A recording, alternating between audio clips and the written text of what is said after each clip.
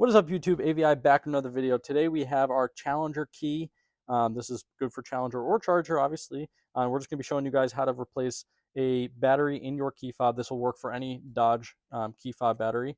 We'll show you guys how to do it. So first, the battery type you're going to need is CR2032. You can probably find it. Obviously, this one's from CVS actually, so you can find it at any CVS. The first thing you're going to want to do is take this emergency key off by pulling this tab and then lifting up, and it should lift right up. And then you're actually using a flathead screwdriver here.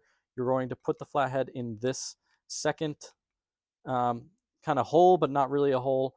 In that, you're actually going to put the flathead screwdriver in there to kind of pop it open like so. It might take some force like that. So now we have cracked open the seal, and you're going to expose the battery. What you're now going to do is locate the battery. So the battery is this big silver thing, obviously, and you're going to put your screwdriver in there and pop that one open and throw that away because you don't need that. Now you're going to take your new battery and put the plus side down. So if you look, you'll see a little plus logo right there. That's going to go down like so, and try to put it in play. And you might want to hear it click just to make sure that you know what's in there.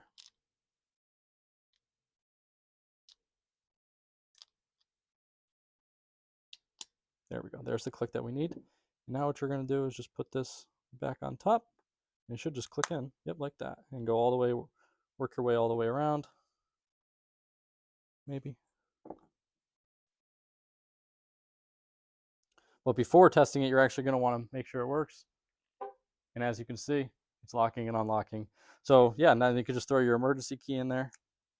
Not like that, like that. And you're good to go. So hope you guys enjoyed the video. Make sure to subscribe, smash the like button to see our Hellcat review or other reviews and other car related stuff. And just like that, AVI out.